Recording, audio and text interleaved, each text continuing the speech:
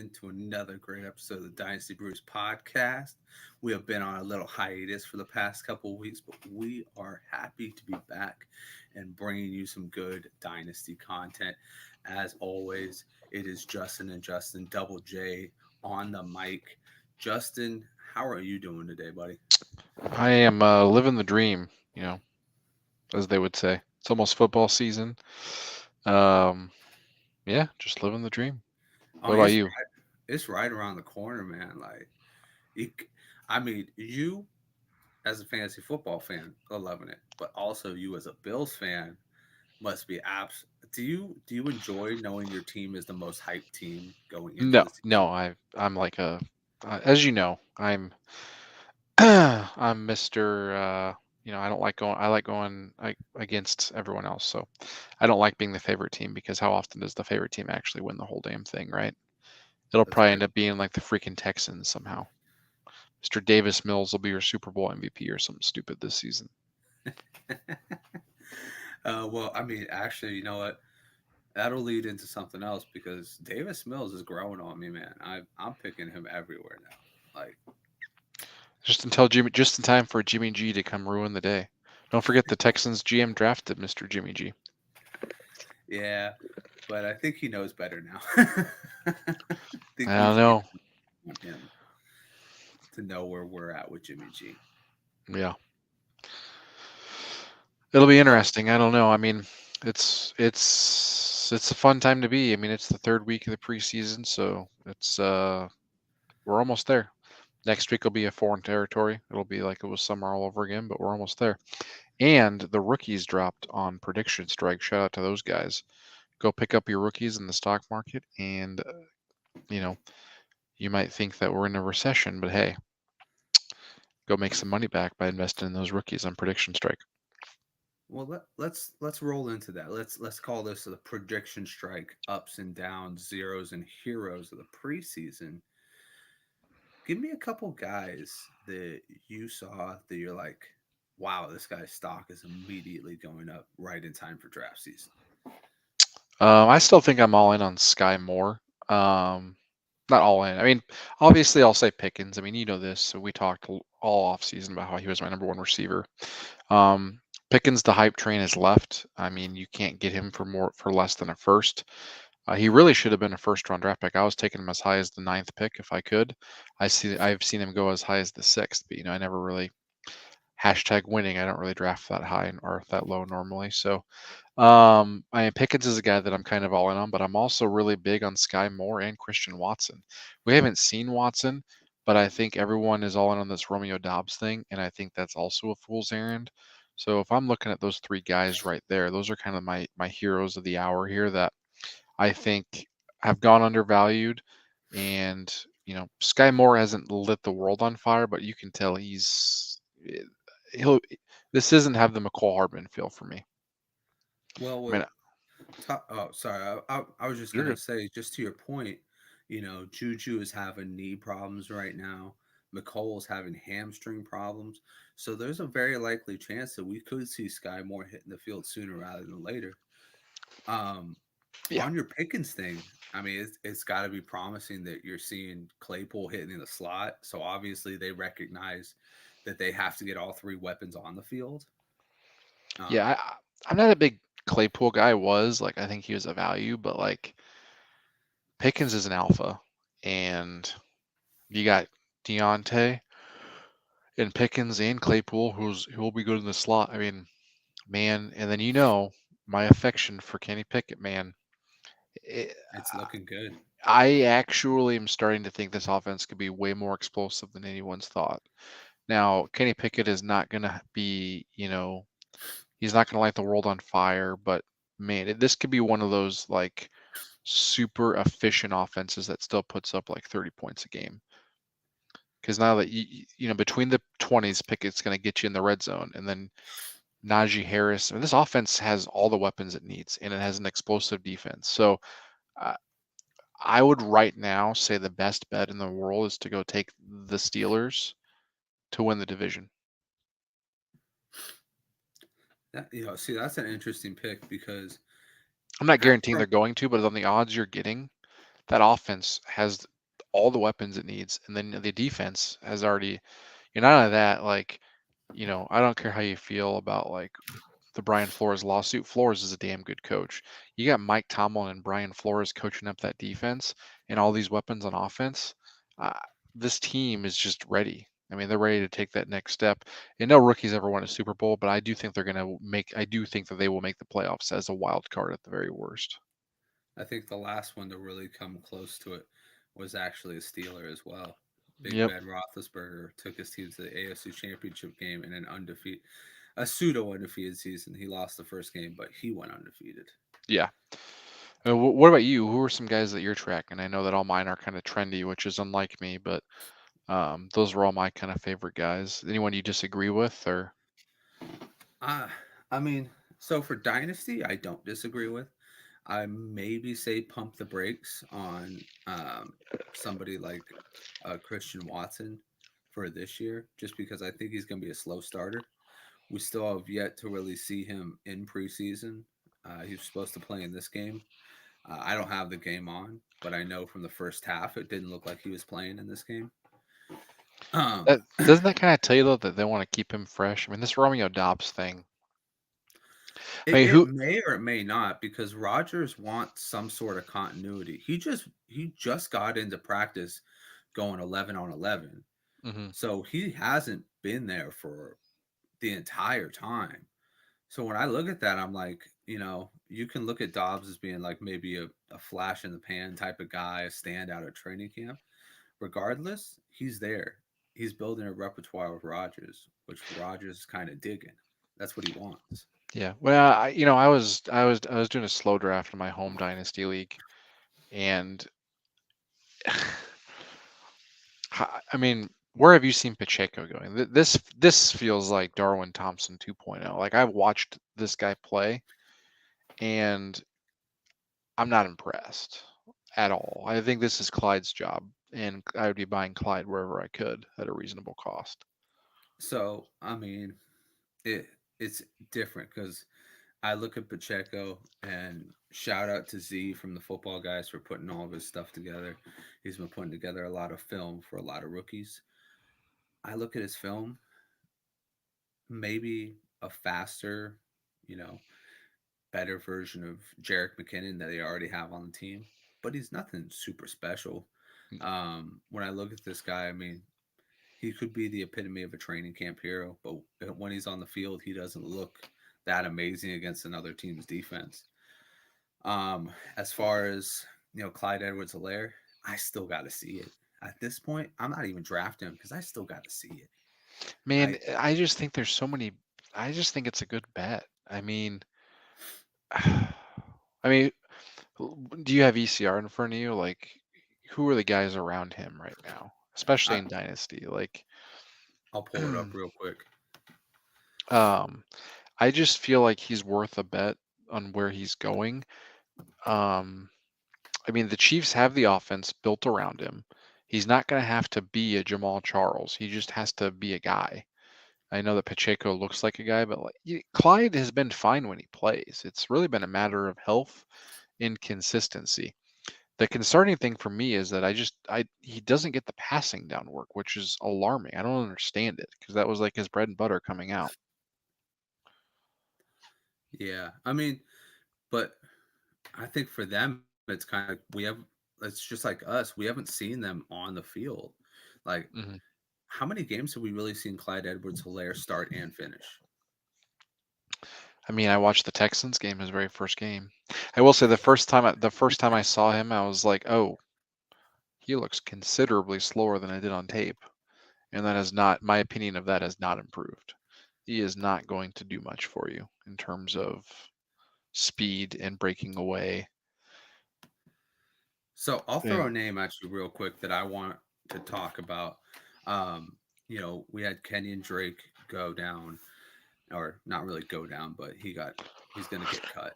Oh, he went Um, down. He so now we got Zamir White stepping into it. Zamir White scored a touchdown in his first game.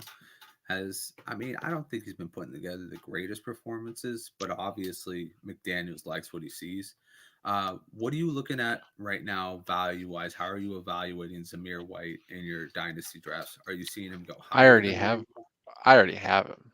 So I was in on this third round value all off season, but my value doesn't change. I think if you're paying a second for him, I think it's Jacob's backfield still. I think Jacob's health is a concern, so he could be a value down the stretch. But I just, let's not deviate too far from what McDaniels has shown us in his short time, and that he's not the type of guy that's gonna, the running back isn't the greatest position there. So I'm going to throw this at you. Right now, Zamir White is going 46. In that five spot range, well, let's go 10.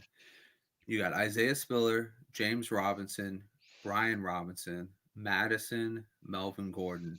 That's 40 to 45, being Zamir White's 45. I said he was 46, but 45. Below him, you got Henderson, Herbert, Algier, Patterson, Gainwell. Taking Henderson. Oddly enough, the only person that I wouldn't take over Zamir White in that situation is Isaiah Spiller. Every other one of them, I don't know even about that. Alexander Madison, I I'd I, don't- probably take him. I don't know about that. What I mean, Robinson, yeah, I would probably have White third. But here's the thing: Henderson, Algier has a path to starting. that's You fine. know, I mean, Robinson has his path to starting. oh yeah, James Robinson, yeah, he should definitely be. He's my number Brian two. Robinson has a path to starting. Melvin Gordon, we saw last year. It doesn't matter if it's 40, 60. He's still going to get enough touches to be relevant. Henderson has a path to starting. Herbert is kind of in the same situation, but we saw Herbert's he's really Herbert's explosive. almost he's almost starting already. Didn't he start the game a couple weeks ago before he Um, got hurt? couldn't tell you. Couldn't tell you. Probably did. But I'm But not I mean, putting much weight let's on be that. honest though. Like if we're being honest with ourselves, do we really want Khalil Herbert? Do we really want a piece of the Bears offense? And do we really want some of these guys? Like you're talking about Algier. Like, do we really want a Falcons running back? I mean, if he's starting, yeah. Really? I just, The I, only st- I mean, see, I think sometimes we associate like starting running back with I know they're hard to get, but I think sometimes just because a guy is a starter doesn't necessarily do it for me. There could be better third down running backs like a J.D. McKissick, who I would rather have than a Tyler Algier. I mean, and that's a fair point. But if we're talking just, if we're talking standard half PPR, I mean, I'm okay. I've seen Algier run. He looks good. You know, that line may not look that great, but for That Khalil team, Herbert last that year, it didn't. team, that But team does now. think about Khalil Herbert last year. He had some big games I behind a know, crap offensive line. but here's what's going to happen: is like you're going to draft Algier, and then you're going to have Marcus Mariota run the ball for like the 4 times that he does, and then his old man groin's going to pop, and then Desmond Ritter's going to come in. and then his walking Desmond Ritter comes in, and then he's going to run the ball. Um, I I would rather in that instance. I'm so out on like Algier that I would rather just take a shot on trying to find out if Tyler Beatty's going to be a guy or if it's going to be um, the old Falcons running back. So it's almost like you read my mind right into this next transition. J.K. Dobbins might not play week one. We've known that. I mean, he said differently, but like, come on. Can we talk about how crazy it is that James Robinson is looking like he's going to play week one? I And think now is the perfect time to sell James Robinson. Like, I got him for $1 in my auction draft for redraft last week. I didn't really want him. I was kind of just he was he a was there, dollar but is a like, good I deal. mean, James Robinson's good, right? But these Achilles injuries, I'm not buying that Cam Akers is going to be Cam Akers, and I'm pretty equal here in my theory that like James Robinson, power back. not so sure that that Achilles is going to hold up and be the James Robinson of old. Well, it's going to be interesting to see because they've been Shut. using these new medical techniques, the internal bracing. And usually on an Achilles tear, you can't be walking on it until about like 2 months to 2.5 months. These guys are walking after like 4 or 5 weeks. And they're keeping, what I'm trying to say is they're keeping everything strong and they're being able to be, athletic and in drills at about like 3 to 4 months. And you see James Robinson's now on a timeline to be doing 11 on 11 drills in like a week or so. Yeah, I mean, you know, like I Is he said, going to be nearly as explosive as he was before? No, but what I'm saying is like he's had a better chance, in my opinion, than Cam Akers because he's had more time to heal to have a better season. yeah, almost reminds me of that Talladega Nights line. Like, with all these medical procedures, it's not outrageous to think you could live to like 200, 300 years old nowadays. So, fuck it, why not take him? I'm not taking him, but I will be a huge advocate for everyone else taking James Robinson. I would rather try and find the next diamond in the rough. I want to find my Elijah Mitchell. And I think it's Tyler Beatty. I don't know yet because it doesn't look great. You want to talk about looking like just a guy that does look like Beatty, but Beatty looks like the passing down back in Baltimore, but no one wants to admit that. I mean, I So think that everybody's probably just not a trying to it's figure probably out not a how Mike Davis is going to fit into that offense at this Mike point. Davis. It reminds me of Niall Davis. I don't know. Mark Davis, Niall Davis, same thing. I'm not buying that. I don't think that he's the starter. There's just no way. Devontae Freeman was the starter last year. There's definitely Or- a way. Trade for Antonio Gibson. I'm actually surprised that no one's tried trading for Gibson based on all the news stories. You are just right on par. It's like you're reading right off of my sheet. So let's talk about Antonio Gibson. We're talking now. Riverboat Ron is saying, I'm going to be having this guy be my primary kick returner. He's going to obviously get some of his snaps dug in by Brian Robinson, but I still see the value if he slides into like a seventh, eighth round. I'm like, Man, ooh. I'm a value guy, but I mean, who's going around that though?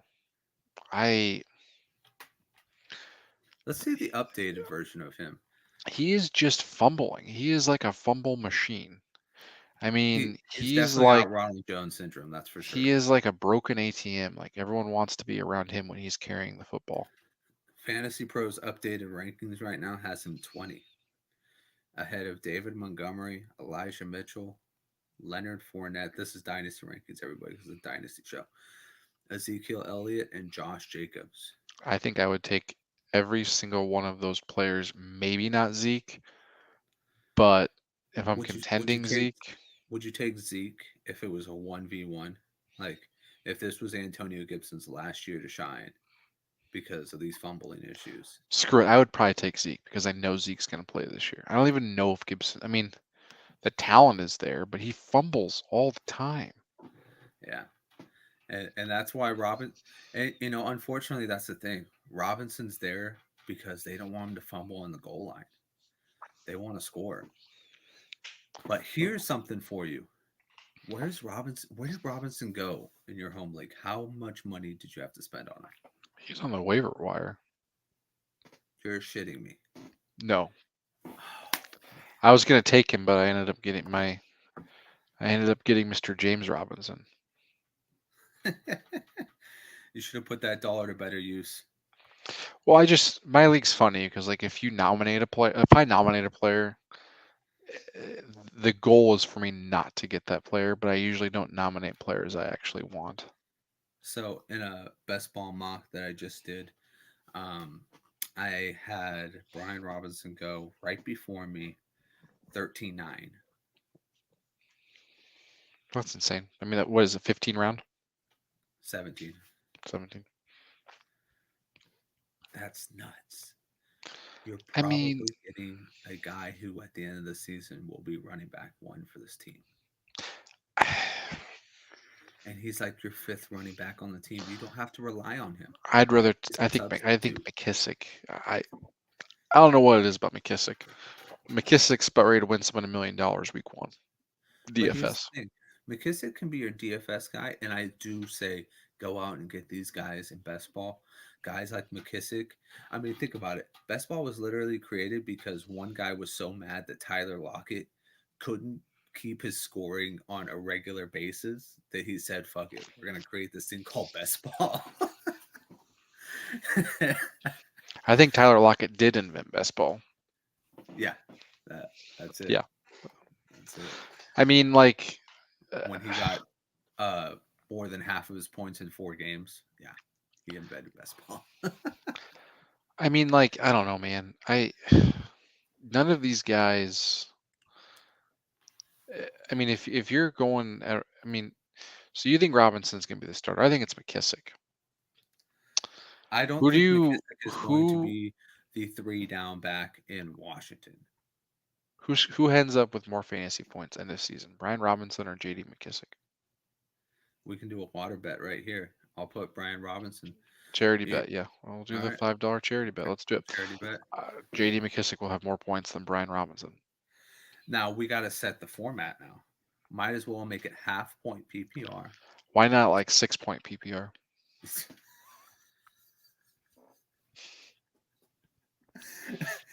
Got a lot of faith, don't you? Well, I mean, my goal is to give myself the best odds I can. So Yeah, you're a uh, real well, Vegas odds maker over we'll set it. there. We'll set it up. I'll be fair. Let's do two PPR points. I mean, I'm a man of my word. Uh, let's do standard. How about that? I like We'll do a standard. half PPR. That's fine.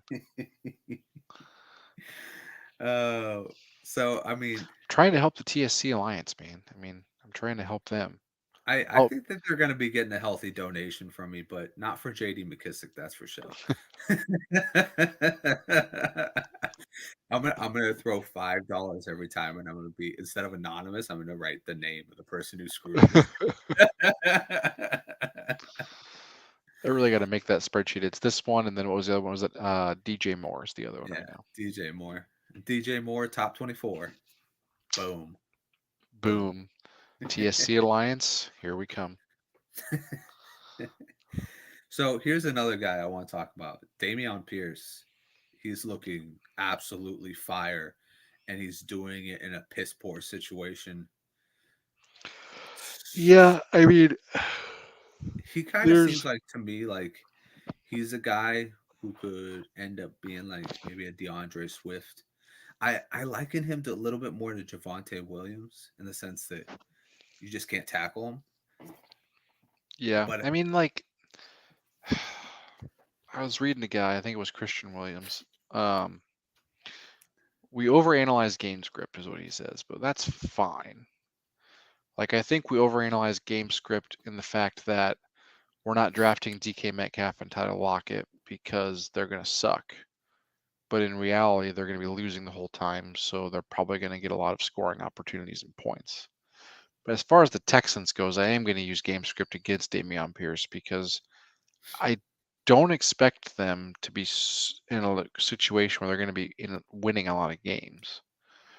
Which, unless you're talking about to Justin from 24 minutes ago when he brought up Davis Mills being Super Bowl MVP. In that odd world, then sure, Dameon Pierce is great. But in reality, I just don't think that the Texans are going to be that good. Good enough to the point where Pierce is going to be getting all these receptions or he's going to be closing out games for a Texans team that has a winning record. so I'm gonna come out and say this. I think Dameon Pierce has the potential to be a top 20 running back in full point PPR. I'm going to come out and say this. I think that, I'm insane. yes. I struggle with this notion that Dameon Pierce. I just don't think explain it to me like I'm five. How does he finish? How does he get there? What creates this situation? Okay, so I'll explain it to you. Um, let's see. He gets a ton of touches. But what if He they're losing the whole time? Well, I mean, it can be receptions and carries. So he starts off the first half, you know, he runs for about, let's say, 4.5 to 5.2 yards per carry on average. So let's say he gets in 15 carries a game, and maybe they every time that they're in scoring position, since Davis Mills is not a running quarterback, would look absolutely lost trying to goal line dive it. They say, "Hey, here's our bruiser of a back. Let's throw him in there." So let's say he gets 8 to 10 touchdowns. He gets 35 to 40 receptions and maybe another 2 touchdowns. Yardage wise, let's say he gets under 1,000 yards. Let's say he gets like 950, and receiving wise, maybe like 250. Don't see That's that. right about where you would think, 1,100 yards, and then you got 12 touchdowns, and in PPR you're adding about what I say, like 35, 40 receptions. Yeah, I don't see the I don't that workload just seems abnormally high to me. What I was it going like 2 months ago? Like Damian Pierce was what, a second, third round pick? Oh, in rookie drafts, yeah, he Yeah. was definitely back end second, uh, early Why third round. cash out? It's just like Trevor Lawrence a year ago. Your value of your pick is worth now Pierce isn't worth a top 12, but like Trevor Lawrence was like worth a startup top 12 pick. When it's that high, just play the odds game, especially at the running back position. Like, I bet you could get a first and a second for Damian Pierce, and you paid a single second. So why don't you get your two back in 2023? Go get the owner that thinks they're going to win it all this year with Damian Pierce, and take the chances on a better draft class next year, as opposed to thinking that you've sharpshooted this position for a team that I just don't think is going to get it done because the Jaguars are winning the division. See, I'm gonna say this. I think at the end of the day, if you're picking this guy in the back end of the second, and let's say you have a shaky situation at your running back, maybe you got Zeke, maybe you have the unfortunate situation of deciding Antonio Gibson, I keep him. And like you said, if my season starts to go in the shit canner, I'm doing bad, but he's doing good, then I trade him. So that's a good theory, but again, like, if we use the Trevor Lawrence analogy, this time last year, Trevor Lawrence was worth like 4 firsts. Fast forward to middle of the season, ain't no one want Trevor Lawrence. I'm all about transferring the risk. I would say actually Trevor Lawrence is at his highest value right now because now people know that he has a legit coach. No, he was worth more last. I would disagree. I think he's at a good value now. He's still worth something. But in the middle of the season last year, he was not. You could have got him for maybe 2 1s. People were worried, and then whenever Meyer got fired, that thing all changed.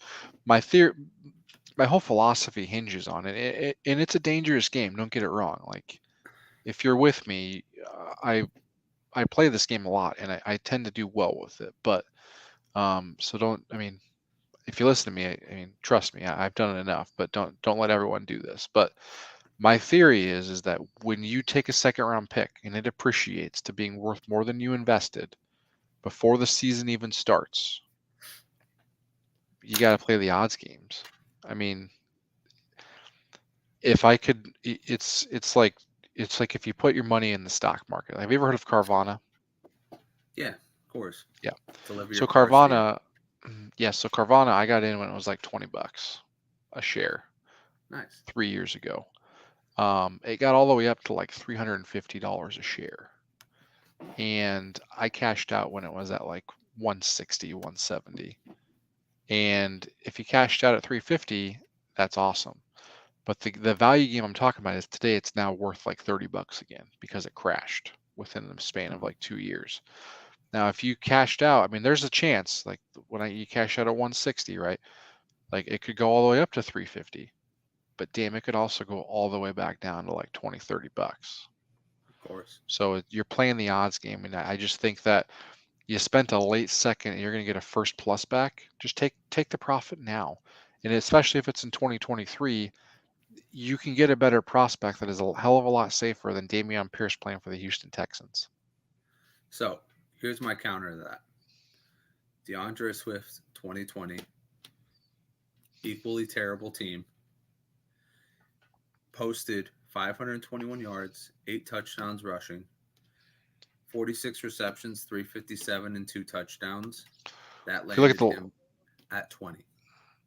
but if you look at the last 6 weeks, because I won the league that year, he carried everyone to fantasy championships. He showed that solid showing at the end. Oh, I remember. I was the guy that drafted him and redraft, and everybody laughed at me. And I kept him, and I just ran him, Nick Chubb, and I think I got another. Oh, I got J.K. Dobbins, who also had a great end to his season. Yeah. I could be wrong on Pierce. Pierce could be the greatest thing since sliced bread. Well, I'm just throwing out a perfect example of somebody who had a top 20 season, who had kind of like along the lines of the numbers I was talking about. So in a situation that is almost equal, because you look at the Texans now.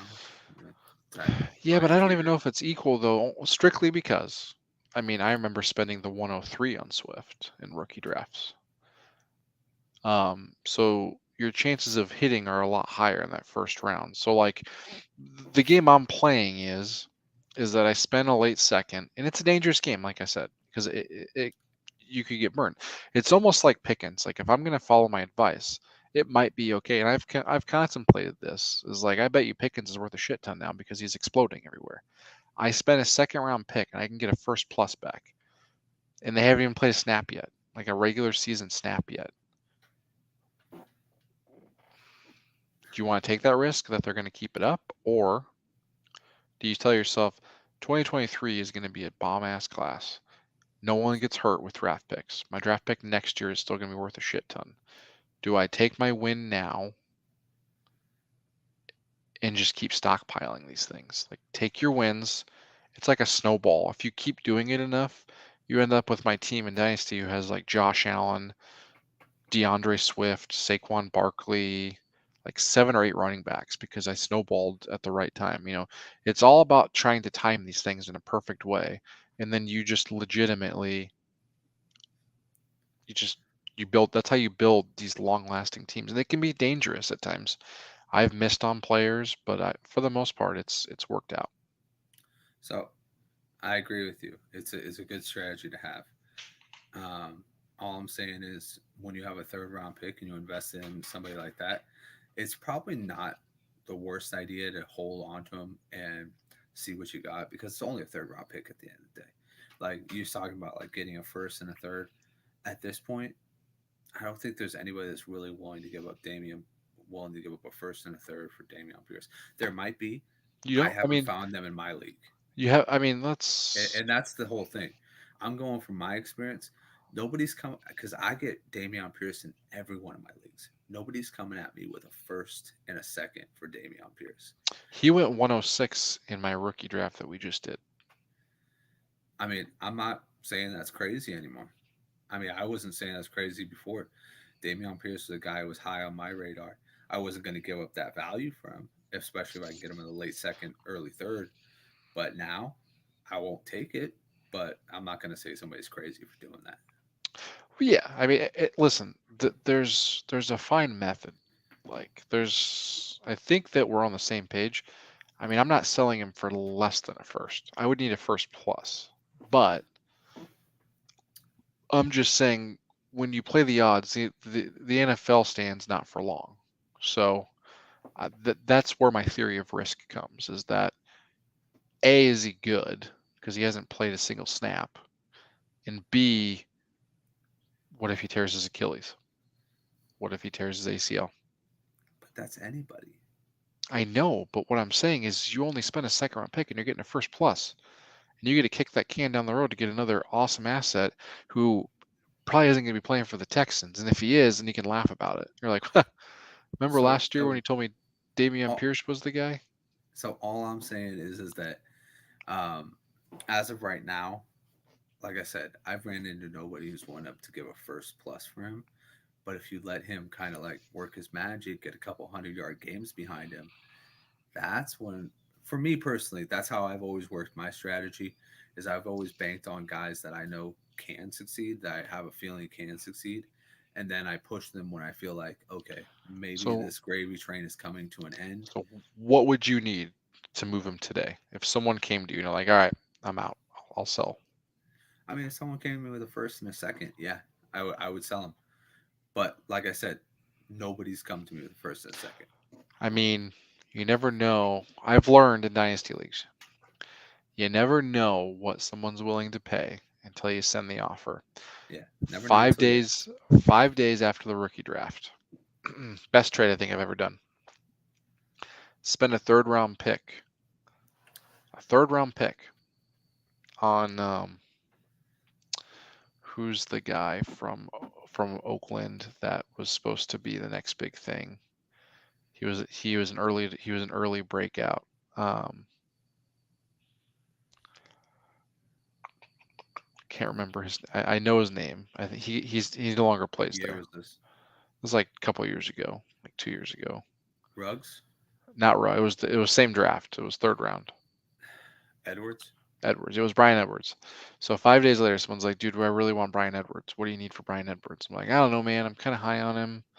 You know, he was an early breakout. He's a stud. He might be the alpha." He's like, "Just what do you need?" I'm like, I need a first." Okay, done. I'm like, okay. Like you never know what they're willing to pay. So if someone's asking, you say, "I like him a lot. I need a first and a second." And if you don't, some people will balk at that and say you're being ridiculous, but that's the cost of doing business. When the hype's there, you take advantage of other people in your leagues because that's how you win. Oh, 100%. 100%. And by the way, I think we're completely on the same wavelength here, but I think we both just have kind of a little bit different, a variation of way to do it in the sense that I'll give it a couple extra games and see if I can get some points off of it. And you're like, no, I just want to get rid of him now, which I just want I respect I because it's just like want to. you're trying So to trade a third yeah. rounder and get a first rounder next year for it. So I So respect the hell out of that value wise. so like here's where my analogy comes from. I don't know. We could do this all day. Long Yeah, story let's move on. yeah. Let's move this thing along just a little bit. Um, so let's talk. We talked about a couple guys.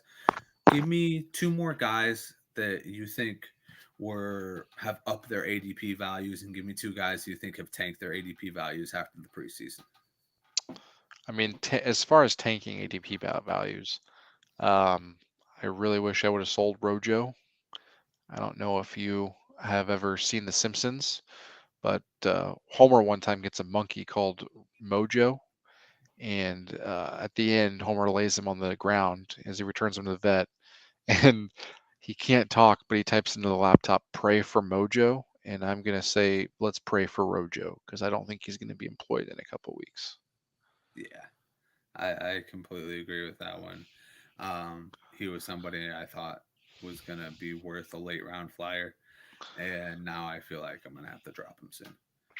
Yeah, it's not looking good. But as far as someone that's increased their value, we talked about Henderson, we talked about White. What about Dotson? I mean, Dotson I is like there. Dotson. He's a starter.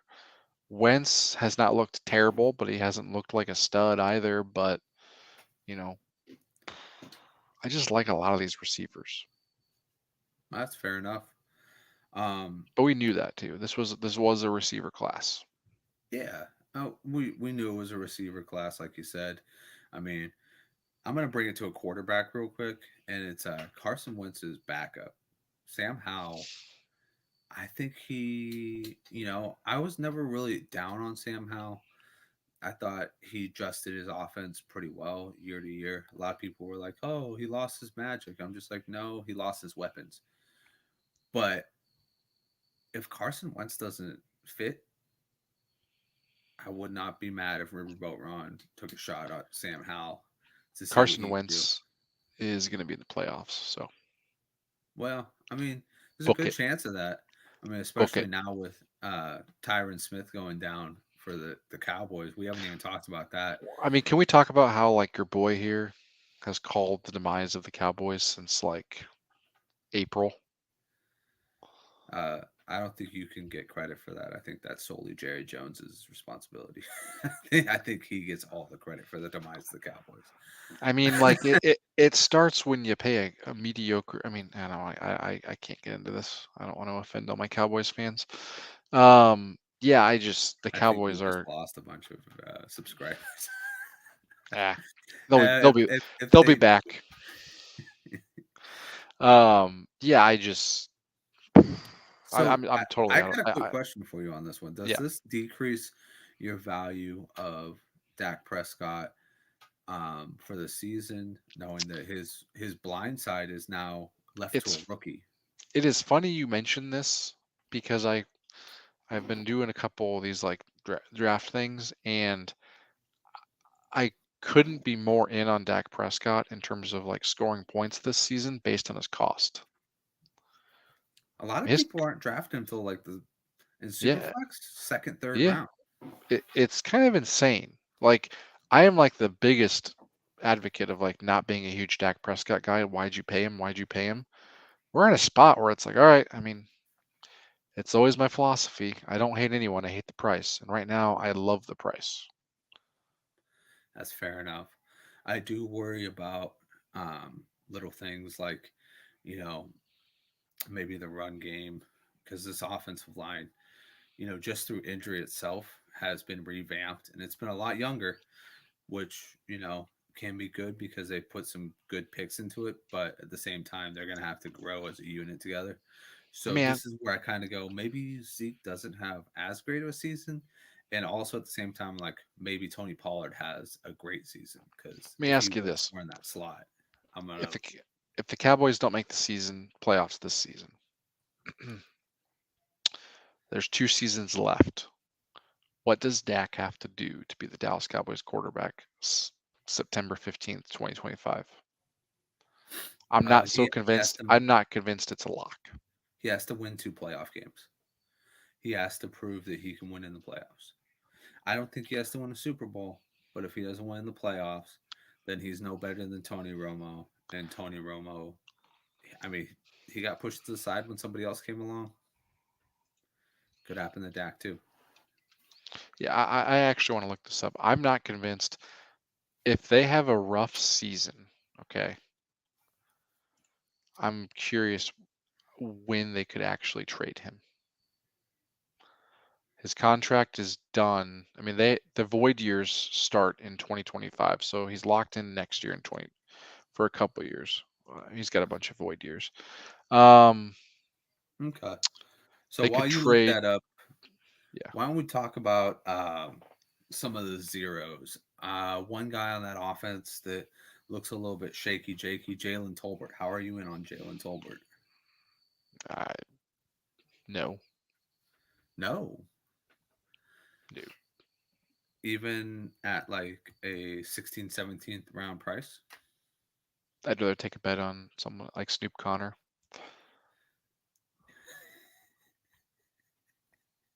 Isaiah, I just did draft. I got Isaiah McKenzie around that time. Isaiah McKenzie's a great bet over there too. And this is a transition into my guys. For the record, the Cowboys can trade Dak Prescott pre-June 1 after next season and save 13 after next season, $13 million. And what You what heard it about? here first. He will be traded. I fully believe that this is a marriage that's destined for an ending. I mean, you're saying that he's going to get traded, but Jerry Listen, doesn't man, trade his guys. I know you think that, but like he doesn't trade his guys, right? But Dak And by the Prescott, way, I'm not saying Amari Cooper was a his guy. I think Amari Cooper was he needed to get there, and after a while, you can't fight off that injury bug, and then when you I have to just move on. Jerry Jones has gotten extorted by Zeke and Dak. And I think that it's at that point in time where you just got to ask yourself, like, okay, you've had two franchise tags after your deal because the last deal included a franchise tag. Um, he knows damn well that when push comes to shove, he's got a $52 million cap number that season. He can either trade him or he can hope to God that after that someone will trade multiple picks to get or will sign Dak Prescott to get to essentially give up two firsts after that. I think that we'll see something happen. And Okay. for all we know, Dak might not even want to be a Cowboy All right. once Well, once Zeke's gone. you heard it here first. The Indianapolis Colts quarterback in 2024, Dak Prescott. Probably accurate. Well, for Eerily reminiscent of the Trent Richardson trade. We'll all jeez, go we will all go bananas over how insane that they're going to be, and then we will have unmet expectations because it's the Colts. are you wishing 25 extra pounds on Dak No, I'm Prescott? hey man, Trent Richardson was good at one point in time. And then, he got shipped Fall off off. to Indianapolis. Yeah, Alabama is really good at producing running backs. What they do I feel after for on them. I feel for Colts fans because I still also remember when the Bills traded like, their used washing machine for like Jerry Hughes from the Colts. And Jerry Hughes ended up being just like an absolute fucking freak. And then the Colts were just like, oh yeah, remember we got that seventh round pick though that we cut. I mean, if you really want to talk about trades and robbery, let's talk about the Patriots getting Wes Welker for like what, a sixth, seventh round pick, and he ends up like leading the league for like the next 3 to 4 years in receptions. Like, like this Yeah, stuff just happens every time. There's countless instances where somebody, like you said, got traded for like, the Water Boys jockstrap or something like that. You're just like, wow, how did we not see this guy when he was on yeah. our team? Or like the Mark Ingram. I don't think that was a trade though with the Ravens. But I know we're getting down to the nitty gritty, so I want to ask you. We got about 12 minutes left. Are we moving on to our guys? Oh no, we are going to do one quick thing. We are going to give a shout out to our sponsor. That is right, it is SeatGeek. We are creeping up on the regular season, and I know everybody that watches us is going to be looking for somehow to get some tickets to their favorite team. Maybe the Man, Chiefs Bills game? Chiefs Bills game. If you're looking to get that ticket to the your next game, go on SeatGeek.com. Check out tickets. Use the promo code Dynasty Brews. Let us save you $20. I mean, come on. That's a And then beer. your Go get favorite yourself fantasy a beer. analyst might be trying to go to the Chiefs Bills. So if you're going, let him know. Hey, don't scare off our fans, okay? Hey, this is true. I'll tell you what. I'll shave Hey, off the hold on, mustache. hold on. Let's finish up this. Let's finish up this. All right. So, guys, like I said, it's regular season time. Go out right now. Your first purchase, $20 on us. Go sign up. Use the promo code Dynasty Brews. Go see your favorite team, and use that $20 to go get one of those nice, overpriced, ice cold, refreshing beverages on us. Use the promo code Dynasty Brews right now. All right. So now I'm we're a, back to this Chiefs Bills talk. I'm about ready to shave again. That's where I'm at here. That's where you're. Yeah, I will say this: your face does fill in really fast because the last time we saw you, you were complete baby faced. It takes like a week. Just It's just it's a comes back. gift. It's a gift and a curse. Like with great power comes great responsibility. All right, Spider Man. All right, thank you, Uncle Ben. You're welcome. Um, What would you so do anyway, without me? Probably be are we? hour more of your time. Yeah, Speaking of my guys and Uncle Ben, tell us, with great power comes great responsibility. What are the guys that you're pushing having great power this year? And, you know, it's our responsibility to draft him. So Chris Godwin, all in on Love it. based on his cost. He's going in like the third or fourth round, or sometimes even the fifth or sixth, depending Mhm. on where you're drafting him, and it's an absolute steal. you know, I Can we talk about this real quick? I just want to throw this out there. Can we talk about how him coming back and him looking good in practices has not caught up to his ADP? yeah, it's insane. Like I started a draft today, and it was Justin Jefferson at 105, DeAndre Swift in the second, followed up with Cortland Sutton, Mike Williams, and then the next round I got Chris Godwin. Wow. It's just that should not be a roster that you can construct, in my opinion. Godwin went in the latest mock for TSS, 7th round, first pick. That's insane. I mean, Yeah, I'm taking him in the fifth every time if he exactly. falls. Exactly. So yeah, I'm all in on Godwin, especially with Brady. I think Brady, I I love pairing him with Brady, but obviously, I'm all in on Jefferson. I love Justin Jefferson this season. I'm not going to go big on that one just because he's kind of you have to spend a top five overall pick just to get the guy. The last guy I'll say that if you want a guy that could be a league winner, I I really think that we've undervalued um, Isaiah McKenzie. You're talking about a guy with 112 points, slot, 112. You're talking about a position that garners 120 plus targets in the slot, and McKenzie has been there the longest. Knows Allen.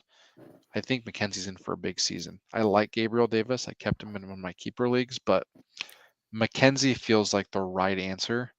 And if you're doing that Thursday night DFS thing the first night, make sure that he's in your lineup. Completely agree. Um, my only problem with Isaiah McKenzie is that he's kind of a smaller stature guy, so I'm wondering if maybe injuries will be something that come up later on. But like you said, at the price you're going to get him, it doesn't really even matter because you don't got to play him every day or every down, every down. Yeah, every time that you have to play him. Uh, And anyways, I think he's a good pick. I also honorable mentions for me. I like a lot of guys. I'm big on Henderson and at quarterback. Um, you're smart. I'm stupid. I like Trey Lance. I think he's going to be good. I apologize. I'm happy I didn't make a bet with you. Please still be my friend. Wow, I didn't even need all that, but it felt pretty good. I have turned you to the dark side. I love it. I think I think I thought that because of his dynasty ADP in redraft, I thought his ADP would be ridiculous, but he's the most manageable mobile quarterback I've seen in some time. Um, and he does not have a Justin Fields vibe to me where his team hates him and has given him nothing to work with. Fair enough. Yeah. I mean, just looking at his preseason games, I don't think they're trying to show you too much other than he can complete a lot of passes, which has been one of the things that a lot of people have been down on him in training camps. I've never seen anybody probe so hard as Trey Lance has been. Everybody is on this. Oh, when he has a bad day, oh, it's 3 interceptions and stuff like Mahomes that. had those days. Yeah, exactly. And I'll say if you're into the stacking, stack him with Ayuk. I've heard nothing but like connections between Ayuk and Lance. You are stealing my guy. Brandon Ayuk was my guy. I pushed him as my guy last year. It was a little too soon. Um, but I think he's just going to absolutely explode this year. A lot of people are out on the idea of the 49ers having more than one weapon. I'm actually going to throw one more guy out there, Elijah Mitchell. Yeah, he's got a hamstring issue right now. This guy he ranked fifth in yards per game last year. He was on pace for I statted this out for 15 games, which was about the average of all the top five guys. He was on point for 1,300 yards. in 15 games, which would have placed him third last year. I almost feel like though I'd rather get TDP right now. I feel like Davis Price is going to be a value because Mitchell just doesn't seem like he can stay healthy. Is my thing. I mean, That's obviously it's hard to predict injuries. You don't want to predict injuries, but I just keep tell myself late in these best ball drafts like Tyrion Davis Price. yeah, and Tyrion Davis Price, he is a value right now. He's right in that Zamir White value range. Um, I agree. If I'm in a dynasty league, that's one person I'm gladly picking up, but I'm still picking up Elijah Mitchell. I think he Who offers you you were a lot also more high than on he's had. getting last year. I think you were pretty high on Mitchell last year. Yeah, I was a little bit. I was calling it a little bit earlier because I didn't really like Sermon. I thought Sermon was he runs too, shaky jakey, and you have to be a one cut runner in that offense. See, I liked Sermon coming out, but I think to me I think it's a speed thing. I don't think he can cut and read the defense as fast as he needs to. Yeah, I mean he approaches the game very patiently, but that's just not what you do in this offense. Shanahan's like a one cut and go. I mean, he needs to be like really fast decision making. Which is why TDP fits perfectly because he's fast and he can just make that one cut, and if somebody gets in his way, he Yeah. just blows you up. Yeah. One guy So you're out, real quick. One guy you're out on. Anyone that you're just at ADP that's gonna just lose people leagues. I can't do Austin Eckler this year. Interesting. I can't. Last year, Austin Eckler was my guy. I wrote articles about this guy. I was He was your banging the guy on drum this for show him. last year. Yeah. You said he was gonna have 1,000 and 1,000. Yep. I'll do one better. I'm out on Jonathan Taylor. We've gone over it. Yeah. I don't see the repeat season. Give me Christian McCaffrey all day at the 101. Yep. That's a smart move. I mean, at the end of the day, Jonathan Taylor 101.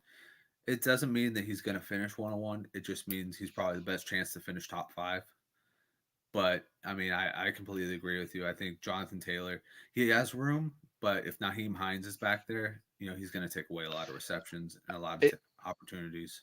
it just feels like Jonathan Taylor finished as RB1, and it's if you listen to other podcasts, you've already heard one of the lowest points per game finishes for an RB1, and it felt like everything perfectly aligned for him to have that season. So I just Yeah. don't think you can improve upon that. I don't see it getting any better than it was last year, which is why I've sold him in 5 out of my 6 leagues. I kept him in one league because it's one of those things where the league resets and I'm trying to win it all. So Real quick, give me a sleeper that's a my guy for you, like somebody that you can find real deep. You real know, deep. I gr- mean, I real. liked. I mean, I would really say McKenzie. I love Goddard, but Goddard's probably not super deep. So if we're going to jump in the weeds here, um, probably go, probably go Tyrion Davis Price. Nice. I'm gonna go with Tyler Conklin. I think that now everybody's kind of seeing it, but I've been beating the drum on Tyler Conklin for a long time. I thought that it was kind of outrageous. People were selling him for short because he's the best blocker out of Uzuma. He had the most red zone targets last year, and overall he only got paid $3 million less than Uzama, so it wasn't Yeah. really a big difference. I think he's this year's Hunter Henry. I could also throw in there KJ Hamler. Please do. Yeah, I like me some KJ Hamler, and there's a lot of good value guys out there. So I'll leave you with those two, Nice, nice. and Evan Ingram. Evan Ingram's a good one too. You know what's crazy? Tyler Lockett's a value this year. The whole offenses. I actually can't stop drafting them. They're Yeah. going to suck. They're going to be losing all the time. Ergo, they're going to be throwing the ball non-fucking stop. Seriously, guys, I have some rosters where DK Metcalf is my third running back, and I go or third wide receiver, and I go running back first off. So I'm getting him in like the fifth round. This is It's insanity. insane. You own this guy forever, and I don't even like DK, but like he's a value, and Yeah. you follow the value. You play the odds. And he's a proven talent. I mean, you may have your quarrels with him. You may not like him as a person. Oh, Guy's it's got not bad. 900 yards and 10 touchdowns in like the past 3 seasons. I just wonder if he's. I mean, He had Russ. Things change. He's good. He's just a one-trick pony. I mean, he's like a Jeremy Maclin. I mean, he's going to run deep, and he's a stud. It's just he's very boomer bust, but that's what you draft him for. And He averaged 13.9 last year with Geno Smith, 2 games over 15 points. the Geno That's all coaster. you really want as a wide receiver 3. That's what you could ask for, So finishing with that's wide 59 receiver points. one almost. Yeah. But imagine that as your wide receiver 3. That's fucking dope. It's pretty good stuff. All right, guys. It's been another great episode. We are We'll officially get. back Yeah, we're on back. that weekly regimen. We both kind of had scheduling issues, but we'll be back next week. We'll be back to deliver some more great Dynasty content. Check us out on YouTube. Check us out on Twitter. Come follow us and check us out on Belly Up Live TV. And as always, guys, take it easy and stay frosty. Boom.